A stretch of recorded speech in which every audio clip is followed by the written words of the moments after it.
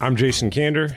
And I'm Ravi Gupta. And this is Majority 54, the podcast that helps Americans who voted for progress convince those who didn't to join our majority.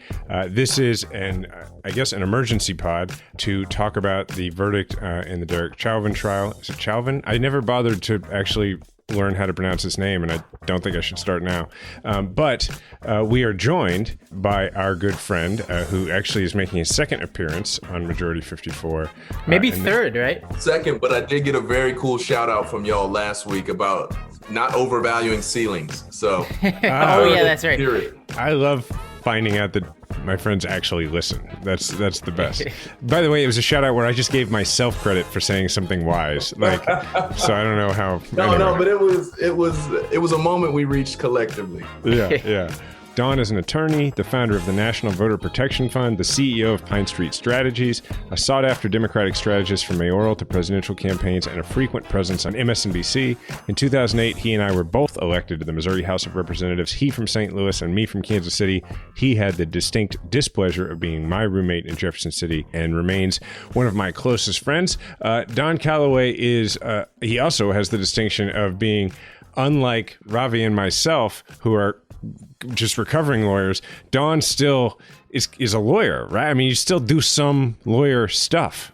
Yeah. Most of my stuff is in the civil rights universe, so ADA stuff. But back to practicing law. I kind of felt like, and I guess this is somewhat pertinent to our discussion today, I kind of felt like any black man with a law degree needs to maintain his law license, because any hometown is 8 minutes and 46 seconds away from being the center of the world, right? And I felt kind of neutered in 2014 when I wasn't practicing law when Ferguson happened, which, as you know, would have been the state Senate district that I represented. So when I was gone and not in the legislature and watched your hometown blow up and you watched from 2,000 miles away, that was kind of like, I guess, when 9/11 happened for you and you went to the service.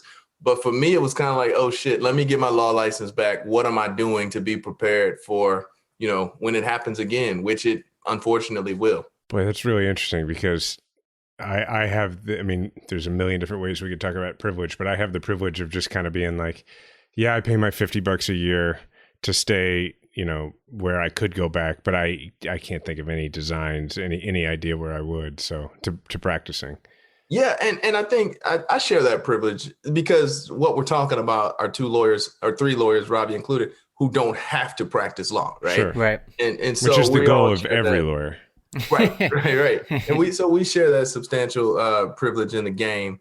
But, when this stuff started happening, I was like, the reason I got this was to serve my community in some capacity. And maybe I haven't been doing that with the law license in the last couple of years, but it's certainly not a weapon one should take off the table when it has such potential to pull the world forward.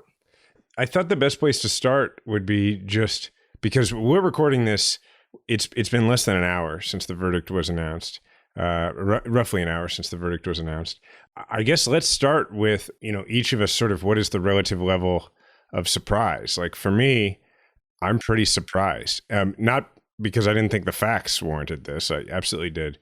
I've just, live on this planet and have observed the news over the last several years. So what about y'all? Yeah, Jason, how my feelings. Before the jury went to deliberate, I was worried that not necessarily that it was more likely than not that he would get acquitted or convicted on a lesser count, but that it was more likely than most people in my life thought it was. Like, I thought that based on what I know about police trials and convictions, they're very hard to get. And I was worried that we weren't going to get it. Or at least that there was this mismatch between what the public thought was going to happen and what the probabilities were. But then when the jury came back so fast and didn't ask for any clarification from the judge, it seemed pretty clear that this was going to be the outcome. For me, just the overwhelming sentiment is just relief. I had kind of been dwelling, over the last couple of days, the anxiety built up a way in such that I didn't know that I cared this much about this case. Obviously everybody saw it and was outraged, but I didn't know how much it would mean to me personally. until, it kind of went to the jury. And then I've just been kind of existing at 100 in terms of anxiety. So it's just a fundamental sense of relief. I think I even tweeted, like, look, 60% chance that you get a conviction on the most serious charges, 40% chance that some BS happens. And if I told you when you wake up and walk into the next room, it's a 40% chance of some bullshit happening, I hope you don't go in that room. Right? Boy, great point, man. Like 40% means one thing until it's you. Until it's you. Yeah. So huge potential for this thing to have been mishandled. And unfortunately, sadly, for me, that goes back to watching the history. We've seen it before, right? And 6 white folks on a Minnesota jury, I just couldn't put that much faith in 6 Minnesota white folks, even with Minnesota nice and all of that, right?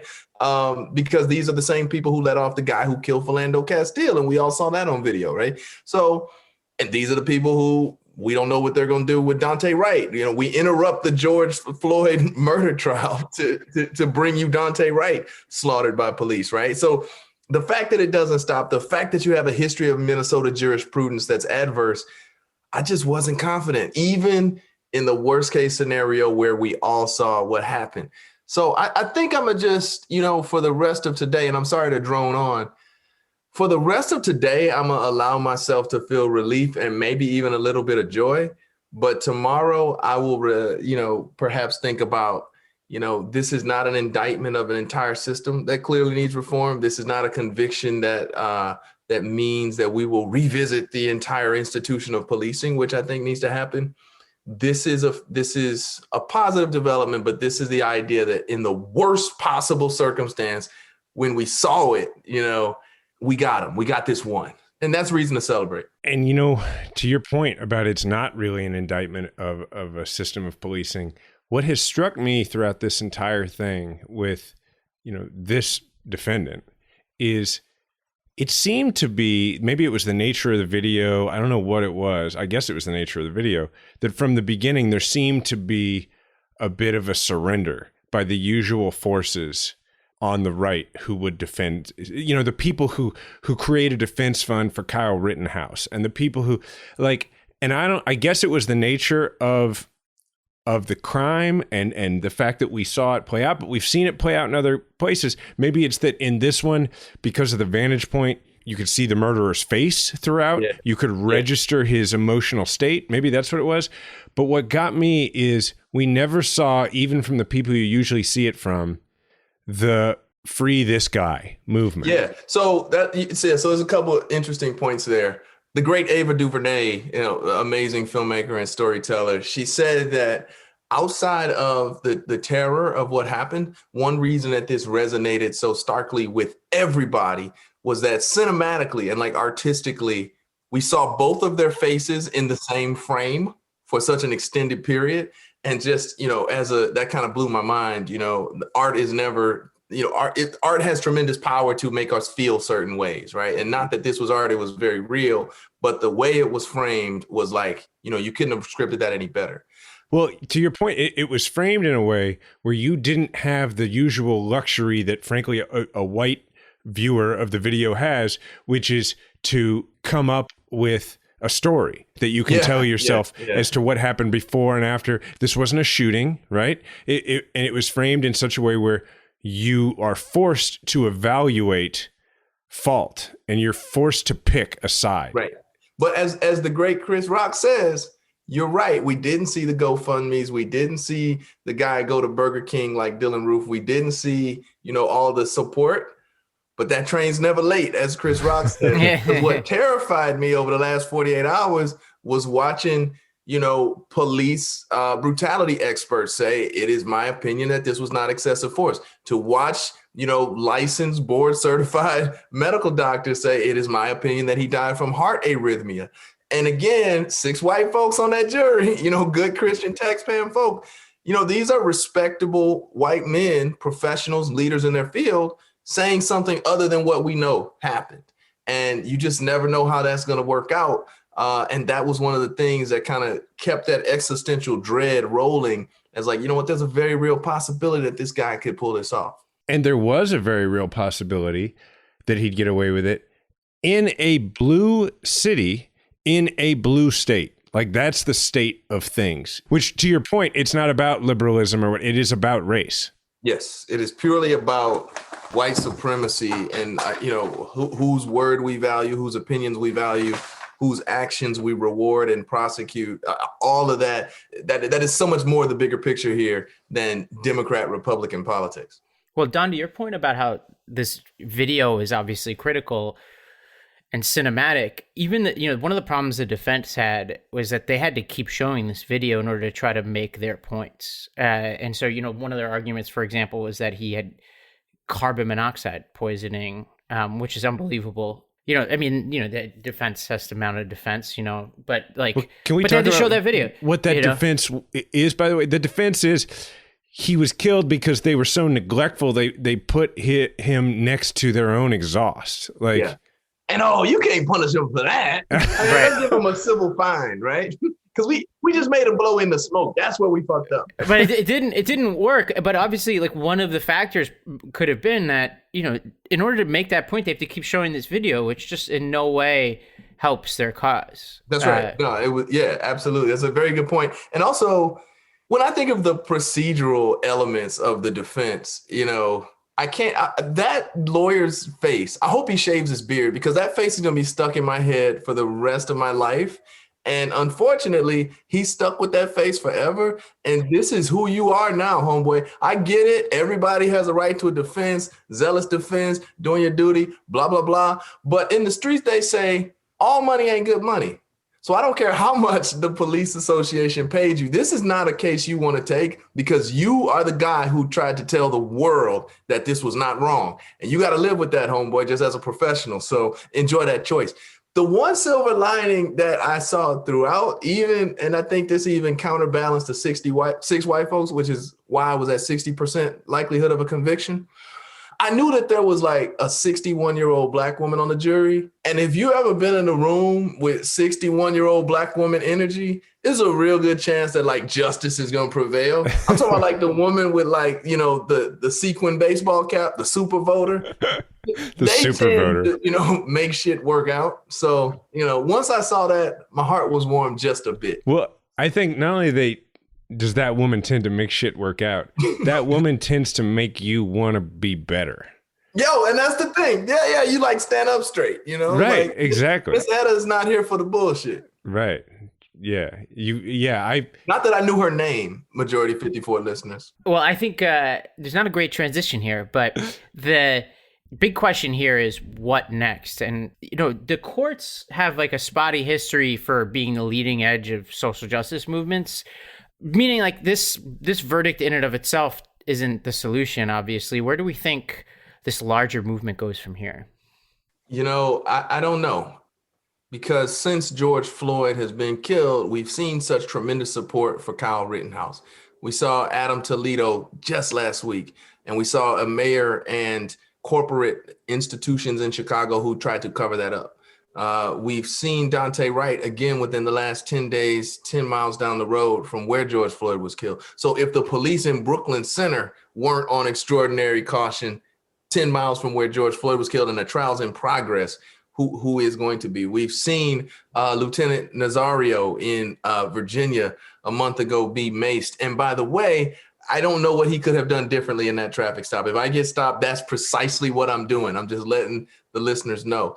And we've seen these practices continue in the period since George Floyd became a household name. So I really don't know what this does for the institutional reform that people are seeking. As a matter of fact, I think it could have an adverse effect, because the actions here that we all saw unambiguously were so abhorrent that may be psychologically the new bar that we have to meet in order to get some modicum of accountability. And that is not an optimistic view. That's a great point. Like, it could just be like, yeah, this is the bar now. And we were just talking about how this was sort of the perfect scenario to line up to finally have one of these go differently. That's scary, Don. Yeah. Happy Tuesday. Well, another not so happy discussion is, what are the prospects for appeal here? And this is a Minnesota trial. It's a state court trial. But a couple of things that are notable here is that this was not a sequestered jury. And the judge in this case, there was a motion from the defense to say that there was public comments that were tainting the jury. I think they're referencing Maxine Waters' comment that we need confrontational protests. The judge denied that motion, but said, I think ominously, that this could be grounds for appeal. It sounded like he was frustrated. Now, he then denied the motion, and you guys are lawyers, so you can correct me if I'm wrong. My sense is what happens here in these cases is that the judge is given a lot of discretion. So on appeal, unless there's some kind of concrete piece of evidence that the jury was swayed, they leave it up to the judge as a matter of finding a fact as to whether the larger environment had undue influence on the jury. But you guys tell me. I can only speak from the civil side, and I've had cases. I had a case where I lost, where I actually got statements from two jurors about the behavior of another juror that I thought crossed the line, and I didn't even come close to successfully appealing it. So I don't know on the criminal side. Appeal is an extraordinarily difficult bar to meet. That said, it was extraordinarily disturbing that the judge would suggest that Maxine Waters, who is one out of thousands of public figures who've commented on this, had done something that could potentially taint the jury pool. They don't vote for her every 2 years. They don't know her. There's no studies that show that she holds extraordinary sway in Hennepin County. And so, why she was singled out as some influencer of exorbitant scale just really seemed weird to me, and it seemed improper on the part of the judge. That said, we know there will be appeals that object to various things that happen throughout the entirety of the trial. And it's unfortunate that judge gave him that one more morsel to throw into an appeal book when I think it's non-substantive, first of all. Second of all, it's unfair. And thirdly, there's a lot to appeal in the course of any trial, even without getting to that. Yeah, and to be clear, and you may know more specifically in this, I think what he did was, I think the motion was referencing her. I think he was kind of general in his comments about public officials generally weighing in on this and making comments.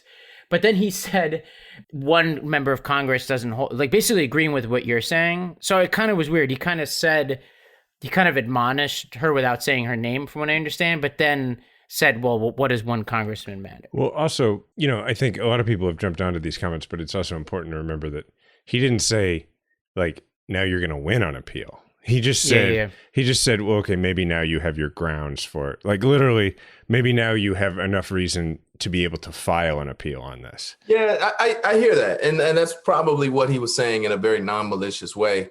But you have 1,000 evidentiary decisions that are made over the course of a trial. All of them go one way or the other. And any one of those that don't go your way, which certainly you have some, could be the grounds for an appeal. That's why we keep records. It's a completely unnecessary thing for him to say, is your point. Yeah. It's completely unnecessary. One thing we didn't get into, but it just struck me today so much, is that it's not just that if there hadn't been a video, there wouldn't have been a verdict and there wouldn't have been a trial. It's that he'd still be a cop. There's that. Yeah. It's someone who now we all acknowledge is a convicted murderer would still be a police officer.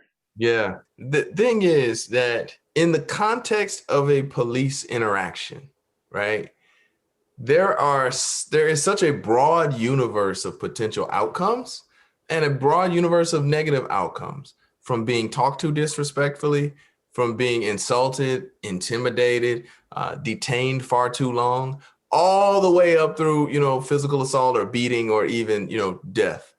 And for someone who has killed somebody on tape in such an aggravating and heinous way, that person, there is an infinite amount of microaggressions or even up through macroaggressions. There's an infinite amount of damage that this person has already inflicted upon the world before we saw him execute a guy, right, in broad daylight.